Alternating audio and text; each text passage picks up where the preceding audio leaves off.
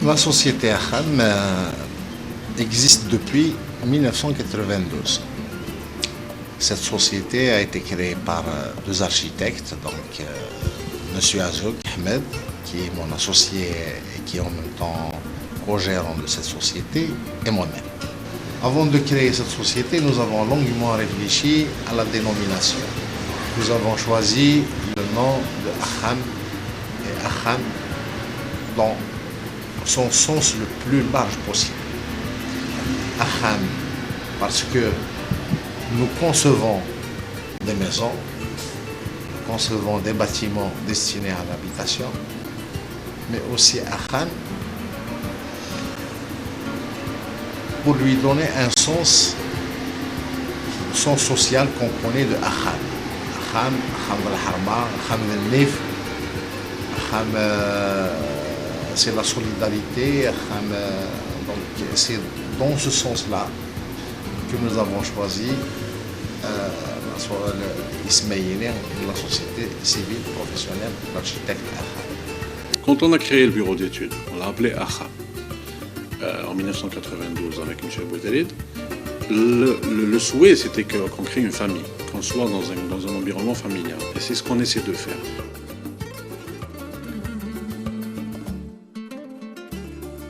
Nous avons commencé notre activité en tant que petite société en faisant des petites études, de petites villas, à des particuliers, à faire du conseil, à faire un peu de suivi de chantier pour le compte de citoyens qui veulent bien construire, bien comme il faut leur maison.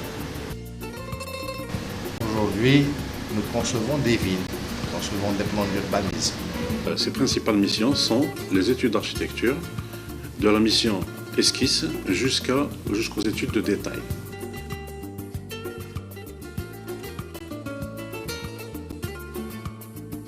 La deuxième mission qui suit naturellement cette mission, c'est la mission suivi et qui consiste à assurer les travaux de suivi du lancement du projet jusqu'à la réception du projet.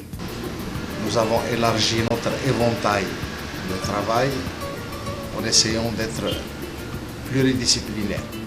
Nous faisons du conseil, nous faisons de l'expertise, nous faisons de l'architecture et de l'architecture, que ce soit de l'habitat, que ce soit des équipements publics.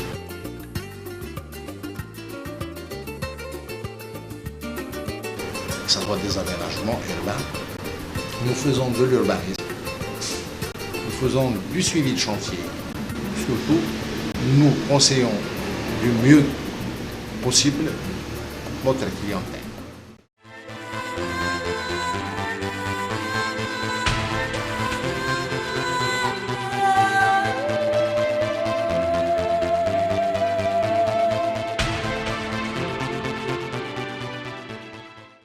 La société Aham a longtemps été une structure horizontale, où moi-même et M. Boutelit, en tant que gérant, assurions le rôle de superviseur de l'ensemble du personnel. Nous étions derrière chaque employé, architecte, ingénieur ou même dessinateur. On a commencé à 2, aujourd'hui nous sommes plus de 50.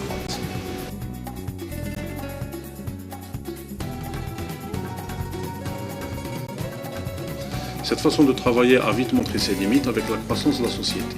Actuellement, nous fonctionnons donc avec un organigramme qu'on a conçu avec notre bureau accompagnateur dans le cadre de la mise en place d'une certification ISO, où il existe donc 4 directions. La direction de la maîtrise d'œuvre, la direction technico-commerciale, la direction assistance maîtrise d'ouvrage et la DAF comme direction de support. Tout cela chapeauté donc par une direction générale, toujours moi-même et M. Boutelit. À cela, on peut rajouter une cellule SMQ, Système Management Qualité, qui met en place et qui contrôle et qui supervise le système management qualité de la société. Un responsable réseau qui gère le réseau informatique et une cellule juridique qui assure la veille juridique de la société. J'ai commencé à travailler chez Aham depuis 2010 en tant que responsable réseau. Ma mission consiste à assurer l'administration du système et du réseau de la société et la fourniture des équipements informatiques. Nous disposons d'un parc informatique à la pointe de la technologie où tout est relayé au réseau. Une bonne partie de l'activité de l'entreprise consiste à concevoir, à créer, à communiquer, à enregistrer, à rechercher de l'information, à effectuer des calculs et même créer des documents. Ce qui rend l'informatique indispensable dans le processus de production de la société. Grâce au logiciel, l'informatique a investi tous les domaines d'activité de l'entreprise. Désormais, elle n'est plus l'un des instruments de productivité, mais elle devient aussi un outil de gestion et de pilotage de la société. De plus, elle rend l'information plus fluide et accessible en temps réel grâce aux boîtes mail, au site web de l'entreprise. Ainsi, elle permet d'accroître la production, de valoriser et de médiatiser la société.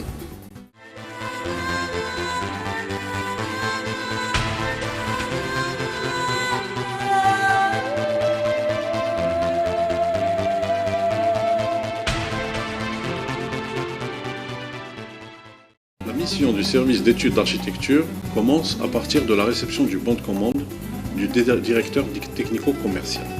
J'occupe le poste de directeur technico-commercial au sein de la société.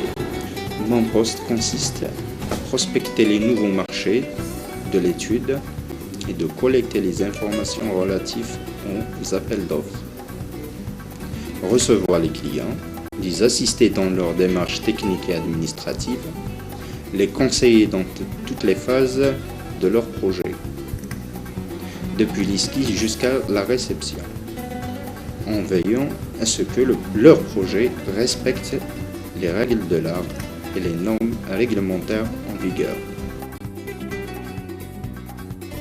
Dès qu'ils reçoivent le bon de commande, ils commencent par faire des études préliminaires, levée topographique, prise de photos, et ils soumettent ces données-là, l'étude préliminaire, au DTC et à la direction pour adopter un parti architectural et les orientations à faire dans les skis.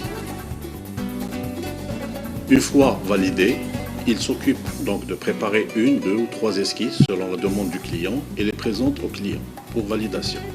Une fois validé, ils reçoivent un bon de commande toujours du directeur technico-commercial et réalisent l'avant-projet. L'avant-projet est finalisé par un permis de construire. Le dossier de demande de permis de construire il est complet. Il est destiné à être déposé au niveau du service d'urbanisme de l'APC pour approbation du permis de construire. Une fois l'avant-projet approuvé, le permis de construire acquis, le service d'architecture s'occupe de réaliser le dossier d'exécution dans tous ses détails. Le dossier est finalisé, il est imprimé en plusieurs exemplaires. Un exemplaire va au client, un exemplaire va à la direction d'assistance maîtrise d'ouvrage pour suivi et le dernier pour le service suivi qui s'occupera de lancer les travaux et de suivre les travaux conformément au projet.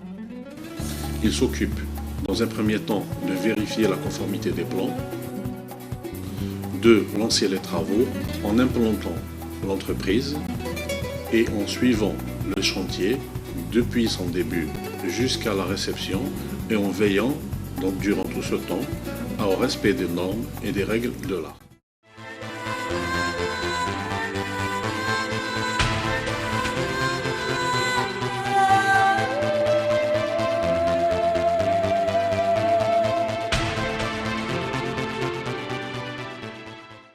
Parmi les grands projets d'équipement que nous avons fait, je vous citerai par exemple le cas de l'hôtel Shereha, la direction régionale de la Sonatrach, l'extension de l'aéroport de Béjaïa.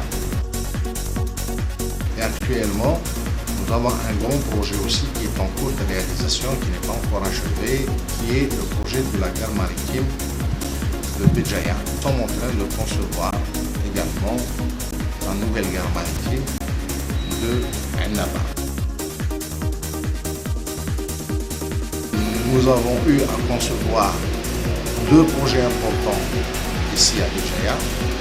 C'est le projet de la brise de mer qui malheureusement n'a pas été réalisé conformément à la conception initiale, qui est réalisée aujourd'hui à peine à 10% de ce qui a été prévu.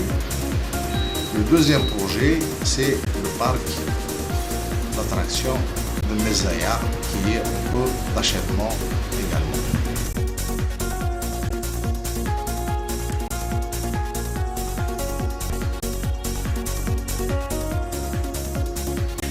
conception architecturale tient compte de certains aspects. Le premier aspect, c'est l'architecte lui-même, c'est-à-dire sa façon de concevoir et son don de créateur.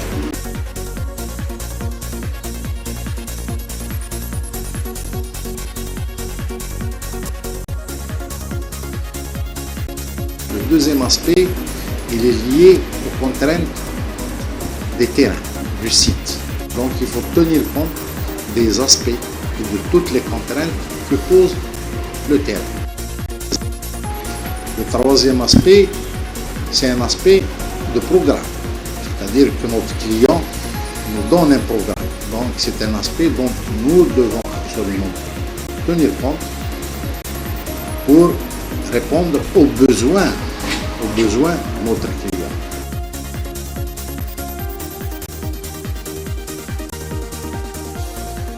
Le quatrième aspect, il est économique. Il est lié au coût de réalisation du projet. Il y a enfin un aspect esthétique. L'architecture, c'est le premier art.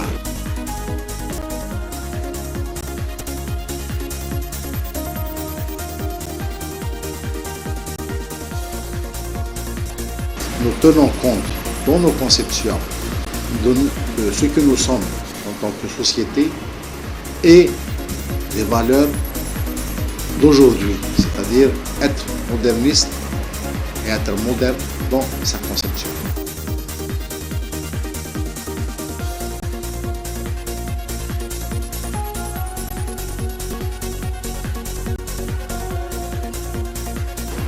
Voilà, grosso modo, les critères qui font que nous concevons un projet et que nous considérons un projet réussi.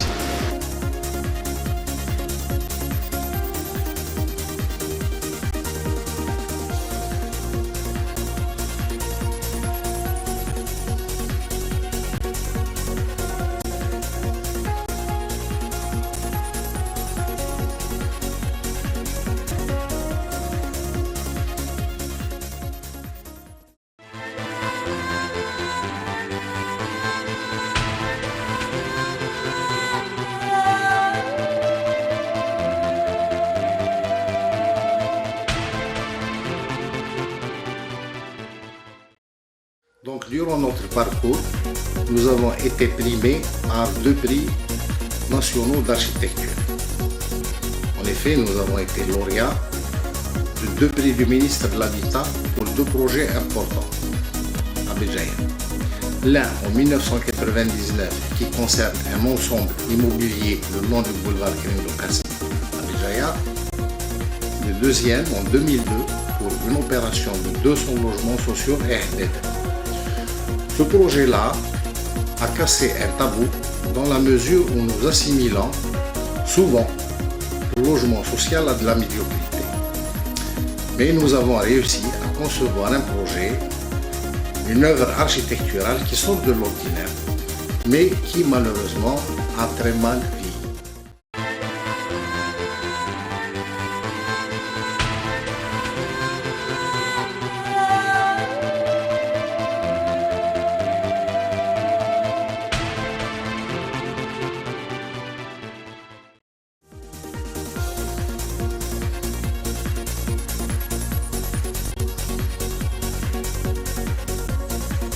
La société Aham va bientôt s'installer dans ces nouveaux locaux.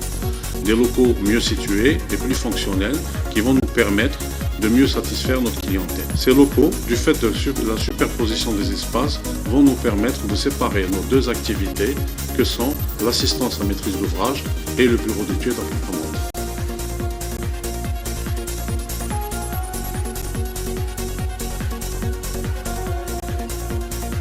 Le montant total de l'investissement est de 300 millions de dinars.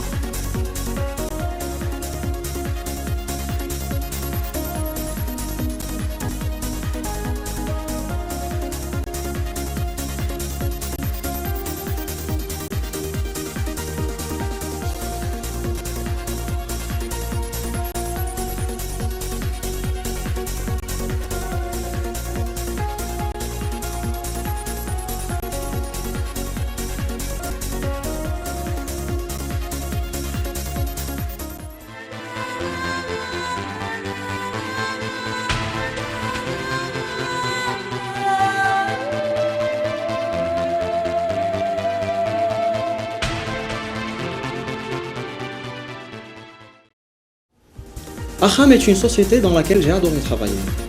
L'ambiance est agréable, il y a un esprit d'équipe et de solidarité et un très bon management.